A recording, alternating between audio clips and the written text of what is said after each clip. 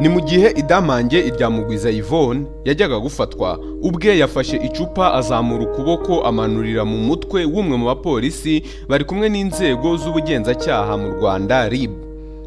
Umupolisi yahise akomereka ajyanwa kwitabwaho n'abaganga igitaraganya ku bitaro bya polisi i Kacyiru. Biri mu itangazo rya polisi byanahise bigira icyaha cya gatatu mu byo idamange akurikiranweho, nk'uko byanasobanuwe na Thierry, umuvugizi wa RIB mu kiganiro. Ntari nagera ku kiganiro n'umuvugizi wa RIB, mu itangazo rya polisi y'u Rwanda rivuga ko ku itariki ya 15 z'ukwezi kwa kabiri 2021 ahagana saa 10 z'umugoroba, polisi ndetse n'inzego z'ubugenzacyaha mu Rwanda zagiye guta muri yombi madamu Idamange irya Mugwiza Yvonne, umubyeyi w'abana 4, ku byaha polisi yise ko biremereye wakekwaga yagiye akora mu bihe bitandukanye. Uyu Idamange rero ubwo yabonaga inzego z'umutekano yafashe icupa rinini azunguza ukuboko ari kubita umupolisi mu mutwe. Wakubiswe icupa mu itangazo rya polisi ntabwo amazina ye arimo, gusa handitse ko ari umupolisi wari mu kazi. Mu bucukumbuzi twebwe twakoze no guhuza amakuru atandukanye, nuko uwakubiswe icupa ari ICP Silas Karekezi. Hari n'ifoto yashyizwe hanze n'ikinyamakuru Rwanda Today gikorera mu Rwanda igaragaza uwo mupolisi afite igikomere hejuru mu mutwe, bigaragara yuko yavuye amaraso menshi. Ibi byahise bigira icyaha cyo gukomeretsa ku bushake ndetse no gusagararira inzego z'ubuyobozi. Ubu tuvugana, umuvugizi wa RIB yemereye ikinyamakuru Ijwi rya Amerika ko madamu Idamange akurikiranweho ibyaha bitatu. Gusa kandi ibyo byaha bishobora no kongerwa kuko hari ibikiri gusesengurwa ngo byose bishyikirizwe ubushinjacyaha. Ikibazo, byagenda bite kuri madamu Idamange aramutse ashinjwe ibyo byaha maze ubushinjacyaha bukaza kubiregera? Reka nanjye ngende mvuga icyaha ku kindi nuko byagenda aramutse abihamijwe. Kimwe cyo nakubwira nuko uyu mudamu ashobora gushinjwa ibyaha binyuranye kandi bifite ibihano bikakaye tugendeye ku gitabo cy'amategeko ahana y'u Rwanda. Ku ikubitiro, icyaha cya mbere ashobora gushinjwa gishobora kuvanwa muri video ye ya mbere yakoze agitangira umuyoboro wa YouTube channel witwa Idamange. Gusa no mu bindi biganiro byakurikiyeho havamo ibyaha igihe ababishinzwe, ndavuga abashinjacyaha, baba barabisesenguye bakabibonamo koko. Ukagera ku kiganiro yasorejeho, nakwita ko ari ikiganiro rurangiza mbere yuko afatwa. Nk'abatindiye reka twanzike. Turahera ku itariki ya 31 z'ukwezi kwa mbere 2021 aho madamu Idamange yashize video ye ya mbere kuri chaîne itari isanzwe izwi, ayiha izina ryitwa Idamange mu nyuguti ntoya. Muri iki kiganiro yahaye umutwe uvuga ngo Abanyarwanda turarambiwe.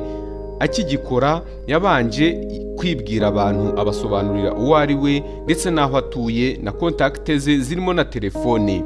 Ku bitekerezo byari biri ku mpapuro, agenda avuga kimwe yagisoza akajya ku kindi. Yahereye ku kuvuga ko atemeranya na leta y'u Rwanda mu ngamba zo kurwanya Covid n'uburyo inama y'abaminisitiri iterana Abanyarwanda bakabimenyeshwa biri buke bube. Yavuze ku biribwa leta iha abatishoboye mu gihe cya Covid ndetse akomoza no ku nkingo. Ibi ubwabyo igihe abanyamategeko babigenzura birashoboka ko havamo ibigize icyaha cyangwa se ntibivemo. Gusa yageze aho avuga amagambo yatumye benshi batangira kuvuga yuko yarengereye, yewe yagonzwe n'amategeko kubera icyaha cyo gupfobya jenoside yakorewe abatutsi. Amagambo yavuze turayumva mu ijwi rya Dr. Jean Damascene Mukanya.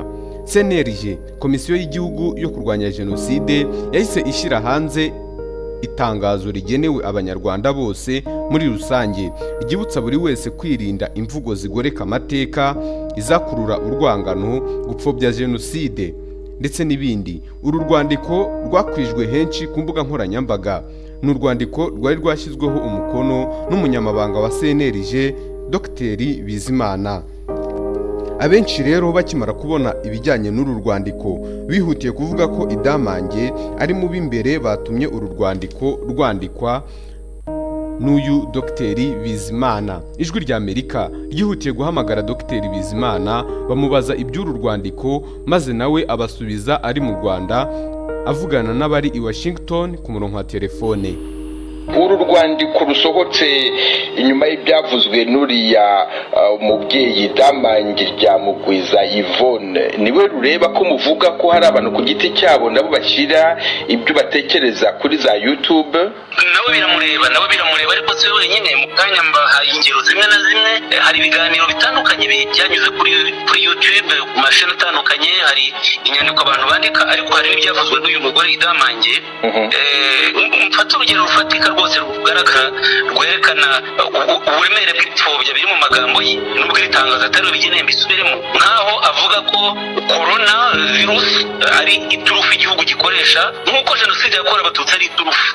Icyo ni kimwe, ndetse akanongeraho ko imibiri y'abatutsi bishwe muri jenoside iri ku nzibutso za jenoside yakorewe abatutsi icuruzwa, igihugu kikavanamo amadovize yinjira ngo bacike kutubayeho nabi. Izi ni imvugo rero dusanga zifite uburemere bukomeye, kuko icya mbere ntabwo corona na jenoside ntabwo ari tufu. Nibutse ko aya ni amagambo yagiye avugwa kuva jenoside ikimara guhagarikwa n'abantu bapfobya banahakana jenoside yakorewe abatutsi, barimo ba Philippe Regency, ba Faustin Twagiramungu, ba André Gishawa. Ushaka wese gutesha agaciro jenoside yakorewe abatutsi avuga ko ari tufu. Nyuma y'ibi rero abantu batandukanye batangiye gushyira hanze inyandiko ziriho amazina yabo, imikono yabo, ndetse hari n'abashyizeho amafoto yabo agaragaza ibikomere basigiwe na jenoside. Mu butumwa bwaherekezaga ayo mafoto n'inyandiko bwagaragazaga ko gupfobya jenoside nkana ari icyaha gikomeye cyane gisubiza mu icuraburindi abakorewe jenoside ndetse n'igihugu muri rusange. Ni ubutumwa bwakwirakwiye henshi ku mbuga nkoranyambaga, cyane cyane kuri Facebook ndetse na Twitter.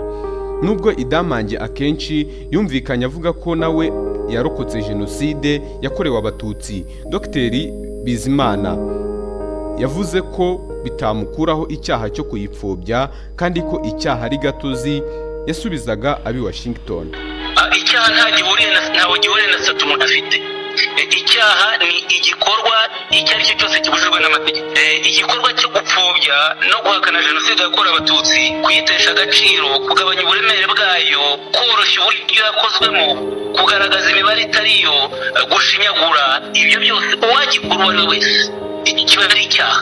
Nanashimangira neza binumvikane ko kuba umuntu yaracitse ku icumu rya jenoside yakorewe abatutsi ntabwo bivuga yuko adashobora gupfobya icyaha no kugihakana. Ingero tugenda tuzibona, uyu nguyu usura wa mbere. Ikindi ni uko uwapfobya icyaha uwo ari we wese, jenoside yakorewe abatutsi uwo ari we wese, agomba kubibazwa, agomba kubikurikiranwaho, kuko icyaha ni gatozi, ntabwo gishingiye kuri sitati umuntu afite. Ariko kandi nubwo nuko ubwanjye uko mbibona, umuntu warokotse jenoside yakorewe abatutsi azi uburemere bwayo kurusha abandi bose. Urengerera akajya kugipfobya, akajya gutesha agaciro abamurokoye n'abamukijije, uwo nguwo ku bwanjye ni kumyemerera ko bimeze, arusha rwose ubugome n'aba bandi bayikoze. Uyipfobya abikora nyuma y'abayikoze, yarabonye ingaruka yateye, yarabonye uburemere ifite, akaba ashaka ko niyo jenoside yongera gukorwa. None se kwita umujenosideri umuntu warokotse ntabwo byatesha agaciro jenoside nyirizina? Ntabwo nigeze mvuga ko warokotse jenoside uyipfobya cyangwa uyihakana ari umujenosideri. Iki cyaha rero kiramutse kimuhamye, mu gihe ababishinzwe babona ko ibyo yakoze bigize icyaha, maze kikajya muri dosiye imurega, abahanga bavuga ko ibyo yavuze bitandukanye n'ibyo yemererwa n'itegeko nshinga mu gutanga ibitekerezo, amakuru ndetse no kujya impaka. Reka nibande cyane ku birebana n'inshingano urwego nkuriye rushinzwe, rero zomaze kumabwira ziteganywa n'itegeko nshinga zo gukumira no guhana icyaha cya jenoside, kurwanya ingengabitekerezo ya jenoside. iyo ufashe inzibutso za jenoside ni ikimenyetso gikomeye cyerekana amateka ya jenoside, cyerekana uburemere, ariko inzibutso zigamije kwigisha kugira ngo abazisura babone koko jenoside yateguwe, igakorwa, igashyirwa mu bikorwa ndetse n'ibyayiranze byose, kugira ngo bitume uko kubona ayo mateka ya jenoside hirindwa uwo ari we wese wakongera kuyigarura mu banyarwanda. Iyo hagize umuntu ugaragaza ko izo nzibutso ari amazu y'ubucuruzi, ngira ngo aho ngaho mwumva yuko ari ikintu kiremereye cyane. Iki cyaha cyo gupfobya jenoside ubusanzwe kigaragara mu itegeko nomero ya 84 akarongo kaberamye 2013 ryo kuwa 11 Nzeri 2003 ryerekeye iby'icyaha cy'ingengabitekerezo ya jenoside n'ibindi byaha bifitanye isano nayo. Muri iri tegeko ingingo yitwa gupfobya jenoside ni ingingo ya 3 mu ngingo 11 zigize umutwe wa 5 w'iri tegeko, aho itegeko risobanura ko gupfobya jenoside ari imyitwarire iyo ari yo yose igambiriwe kandi igaragajwe mu ruhame mu buryo ubwo ari bwo bwose umuntu yapfobyamo jenoside. Umuntu wese rero ukora ibi ngibi bivugwa muri iki gika ndetse n'ikikibanziriza abakoze icyaha cyo gupfobya jenoside. Uwabikoze rero ahanwa kimwe n'abandi bantu bashishikariza abandi gukora jenoside, kimwe n'umuntu uyihakana, uhisha ndetse n'uwangiriza ibimenyetso bya jenoside. Byose ni kimwe no kwiba ndetse no kwangiriza imibiri y'abagize jenoside, gusenya urwibutso cyangwa se irimbi ry'abagize jenoside, guhohotera uwacitse ku icumu rya jenoside. Byose bihanishwa igihano cy'igifungo cy'imyaka idashobora kujya munsi y'5 ariko kandi idashobora kurenga imyaka 7 n'ihazabu y'amafaranga y'u Rwanda atari munsi y'ibihumbi 500 ndetse itarenze miliyoni 1. Ariko kandi bitewe n'inyito iki cyaha gishobora guhabwa n'ababishinzwe, iki cyaha gishobora guhabwa indi nyito, bityo igihano nacyo kikazamuka. Ni ukuvuga ko abanyamategeko iyi ngingo iteganya ibihano bishobora kujya hejuru. Impamvu mvuze gutyo nuko inyito y'icyaha ariyo igenderwaho mu gufata icyemezo no gutanga ibihano ku cyaha cyakozwe. Mu mikorere isanzwe y'imanza, ubusanzwe umushinjacyaha niwe uhitamo inyito y'icyaha akagishakira ibimenyetso, nyuma akajya kubiregera mu rukiko. Cyakora nanone itegeko naryo riteganya cyangwa se riha ububasha umucamanza ko ashobora guhindura inyito y'icyaha mu rubanza. Ndaguha urugero, bashobora kuvuga ngo runaka yibye ihene y'undi muntu, ariko umucamanza akavuga ngo reka twe kuvuga yuko twe gukoresha izina yuko runaka yibye, ahubwo tuvuge yuko runaka yafashe ihene y'undi muntu atabiherewe uburenganzira akoresheje imbaraga. Rero iyo bigenze gutya, inyito y'icyaha igahinduka n'ibihano bishobora guhinduka. Ubwo bikavuga ngo ibihano bishobora guhinduka bikiyongera cyangwa se bikagabanuka bikorewe mu rukiko. Mu bindi byaha idamange ashobora gushinjwa bikubiye mu itegeko nomero 68 akarongo kaberamye 2018 ryo kuwa 30/8/2018. Iri ni itegeko riteganya ibyaha n'ibihano muri rusange mu Rwanda.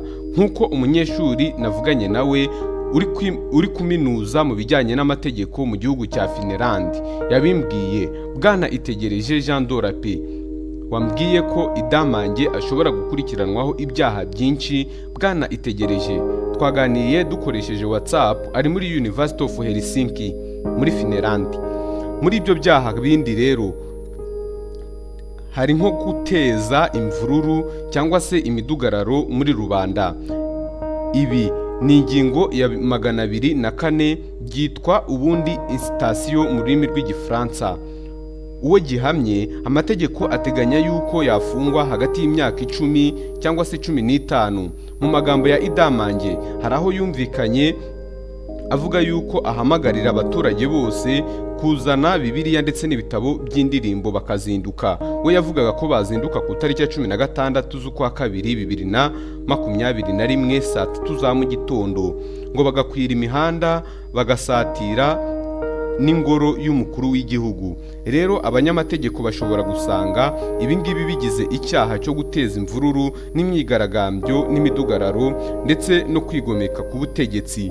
Baramutse rero basanze ibyo yavuze bigize icyaha, ashobora kuregwa iki cyaha cya incitation cyangwa se soulèvement cyangwa se guhamagarira abaturage kujya mu mvururu n'imidugararo. Abanyamategeko kandi bashobora gusanga harimo no kwigomeka ku butegetsi, nabyo bihanishwa hagati y'imyaka 10 ndetse na 15 y'igifungo. Ashobora kuregwa kandi gukwirakwiza amakuru atariyo cyangwa se icengezamatwara, byose bigamije kwangisha abaturage ubuyobozi buriho cyangwa se kwangisha ibihugu by'amahanga.